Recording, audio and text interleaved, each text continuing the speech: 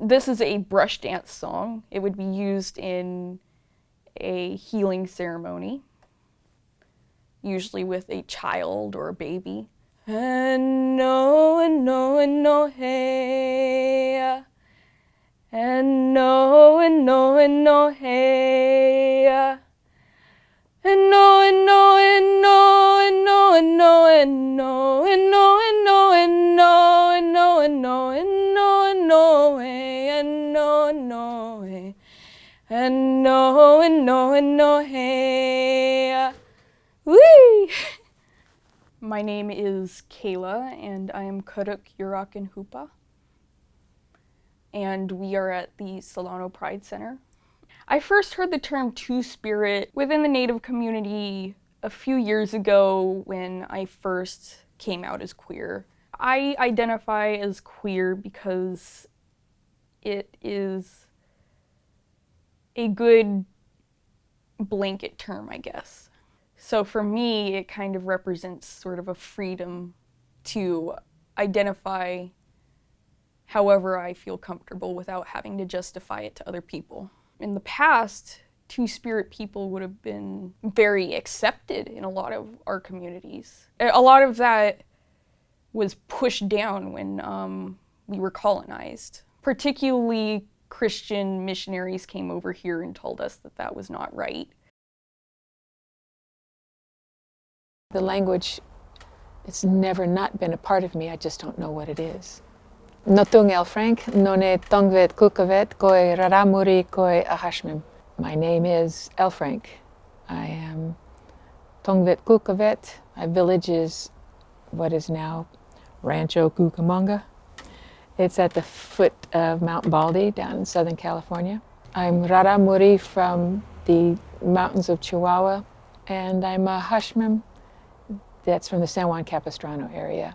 And my tribes also include Pimu and Minar, which is Catalina and San Nicolas and San Clemente. I can't remember its Indian name though. The subject of Two-Spirit doesn't come up in, passing down from, oh, my grandmother told me the story about the time she slept with Susan. Those sorts of stories don't ever seem to get passed down or asked by anthropologists. What you get are people knowing that something was going on, but now since they're all Catholic, they don't want to talk about what they knew. Once I started doing language work, I then came across terms and the people who knew, who knew where to look and how to help me find things. Ya'ash Shungal is man-woman, Shungal Ya'ash is woman-man. The one that I just looked up, or just found, I must have looked at it a million times, is Nachawut, a woman who dislikes men or men who dislike women, which is funny because I'm Two-Spirit, I'm Nachawut, but I don't dislike anybody. That's not, so it's not dislike in the term of separatists, I guess. The term Two-Spirit is a very individual term. It covers a lot of bases. To some, Two-Spirit is strictly a spiritual thing. Two-Spirit are the only ones who can bury the dead. The Sundance that people know very little about, but that Sundance, there's a central post that they suspend themselves from, and that tree that was blessed in the old time by a Winkte, I'm not sure if I'm pronouncing that correctly, but by a Two-Spirit person.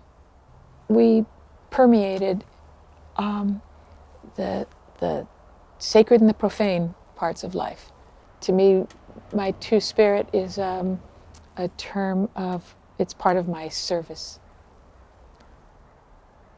that I'm able to do other things that are needed, and that historically we always have been, we Two-Spirit have always been those who can do what others cannot do but need to be done.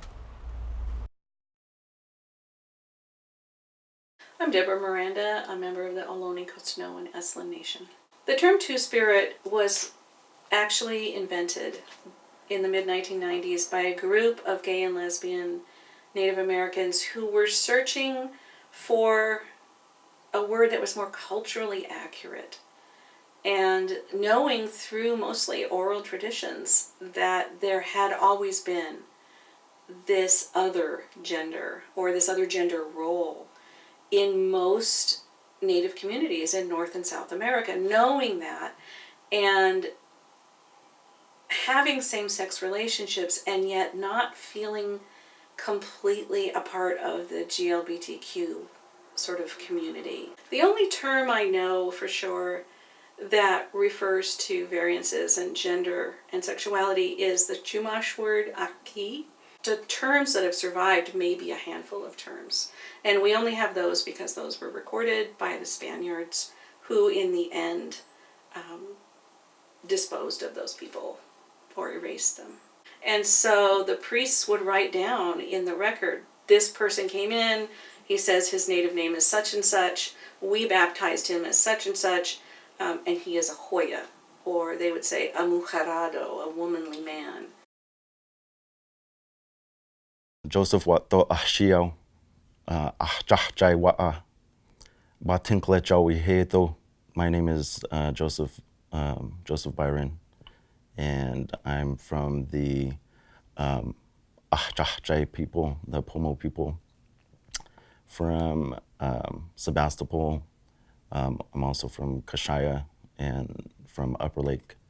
I'm also Coast Miwok, from Bodega Bay area, and Yuki from Round Valley. When I was 12 years old, I had a dream, and in this dream, I can hear all these languages being spoken to me. They were all, these different languages and stuff, and I could respond back. I heard this voice tell me that I was going to learn our languages, and that was going to be part of my responsibility. I woke up and I was like so excited. I was like, Mom, who do you know that's, speaks our language? And she's like, I don't know. I ended up going to Berkeley, and I was going through some of their notes and everything, and finding, information on our language, because we didn't have any speakers left. We were using old wax cylinder recordings and a lot of handwritten notes. In Coast Miwok, there's not really a word that was remembered that, that can be, equally translated into being like two-spirit or someone who is gay, lesbian. But there was a term that was used for a male that would wear women's clothing. He would also do like women's work. So that term, they were called lushi. Halkamamutamawa, Weyachihi, Karen Vigneault, Elquanan Nipai, Santa Isabel Indian Reservation, from the mountains of San Diego. My name is Karen Vigneault. I'm a citizen and member of the Santa Isabel Indian Reservation, or the Ipai Nation of Santa Isabel. Technically, I am Ipai because we are from the north, and we're also called Kumeyaay. We're in San Diego in English, but this is technically Kumeyaay land.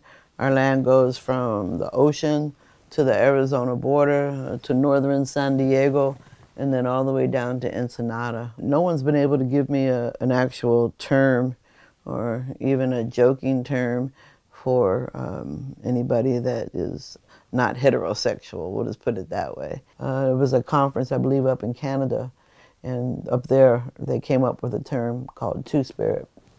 And they wanted to take back what was something more that would just be a Native term, a term that would just denote Native LGBT individuals. I don't like that term because a lot of it made it seem as a third gender, as someone who is neither male nor female, but a third gender. And I don't think of myself as that. I'm fully a woman. I love being a woman, and I'm a lesbian. One of the things that I thought of was, why not just sort of create a word? Because we don't have certain words anymore never, for things that are sort of new. So the term lesbian, it would be a new term. Two-spirit's a new term. So I was thinking more like woman that loves woman. So that would be sin in Yahweh, sin, woman loving woman, or for a male, ikwich in Yahweh, ikwich. Maya we kelando, Maya we kelando, Maya we kelando, Maya we kelando, Maya we kelando, Maya we kelando, Maya we kelando, Maya we kelando, Maya we kelando. So I just started doing this and really wanted to learn what these songs were talking about, because when I was first started singing, I did want to be a leader. Then you realize it's not about being a leader, you know, it's about preserving, about learning where you come from. So I started to learn the language more and more, learning more and more about songs, singing more and more, and it makes your heart happy. My name's Donovan Nation. I'm from Verona. My people are Kumeyaay. We come from the ocean. A lot of people know us as Degenios. We lived at the ocean near the coast until we were shoved off. We were shoved off the coast, and we traveled through San Diego, what's known as San Diego County. I would consider myself homosexual, but I don't consider myself what the government would consider themselves, the LGBT. I'm unique. I'm not everybody else. I'm unique. I'm not LGBT. I'm who I am, you know? I'm a helper. I'm a community member. I'm not better or lower than anybody else. Other tribes honor two-spirited people, or that's not what Kumeyaay's call it. That's what other tribes say. Somebody told me yesterday, it's called Ipai Heshla. Ipai Heshla. I guess that's the modern term for a gay or lesbian Indian, or whatever you want to say. I don't know. Like I said, I don't put myself in the category. I'm not in a category. I'm who I am. And if that bothers somebody, that bothers somebody. I'm not gonna go out of my way to fix it. You can't fix something like this. It's just the way you are. That's the most advice I could give to somebody, is be who you are. That's what my mom told me growing up. Be who you are. Mishmin Tuhis, Kanarakat Canyon, Coyote Woman, Sayers Roots. I come from Indian Canyon, and I have ancestry from what we call Ohlone territory. The term Ohlone came around in the turn of the century, right around 19th century, and definitely 21st century phrasing. I identify with it, though it is a word that my ancestors would not understand. I am in Indian Canyon, which is within the Mutsun linguistic territory of Ohlone territory. So, that being said, I identify as a Mutsun woman.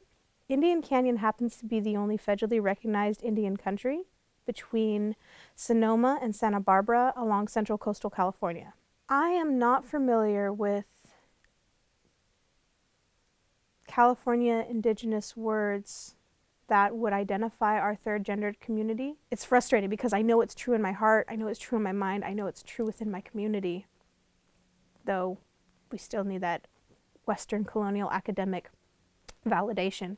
So some of those first words are really hard to reconnect to. So I use two-spirit or that third gender. I identify as gender fluid, pansexual, polyamorous.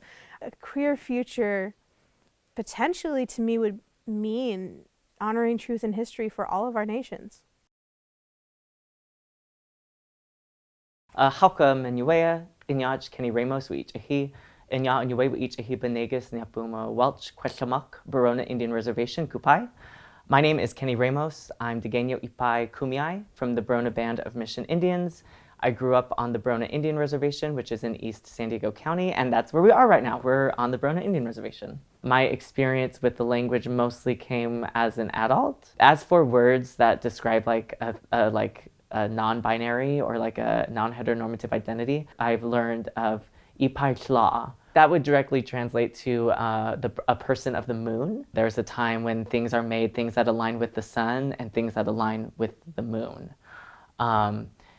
And there's people that are aligned with the sun and derive power from there, and then people that are aligned with the moon and derive power from there. as far as like what it specifically described, whether that described like a female that then took on characteristics of a male or vice versa, that's open. We're able to use our dreams, and we would dream about maybe what was going on and then able to offer advice. For me as a Native person, my Native identity always comes first. My like Indigenous identity, my connection to land, that is forefront at everything. My connection to communities. So it's like, and to me, that's what Two-Spirit really even signifies for me. It's just the intersection of these identities, the intersection of being Indigenous and being like non-heteronormative in a like white patriarchal society. Oftentimes, I think in the LGBTQ plus community, there is focus on these labels that are all still colonial labels, and they're all rooted in a Western colonial idea of gender and sexuality. Whereas for tribal nations and a tribal perspective, like sexuality is essential to all living things. And so to the idea of like separating that sexuality from the living thing and then categorizing that, and then, that's colonial. For me, like my sexual expression, my gender identity, all that, that's just a part of me. It's nothing that is any like different or outside of me that needs to be labeled or categorized. It's just how I am. I think that, or I hypothesize that maybe a lot of us are in the process of reclaiming those ways of knowing like right now, because I know that's how it is for like my community right now, and I think maybe that may be the case for tribes across California, and that's because of our like atrocious history with the missions and Mexican ranchos and California Indian slavery. All those things have worked to really like destroy our culture, and only now are there, I think, our tribes really trying to get back into those traditional ways of understanding and revitalizing our ways of knowing through language, through ceremony, through songs.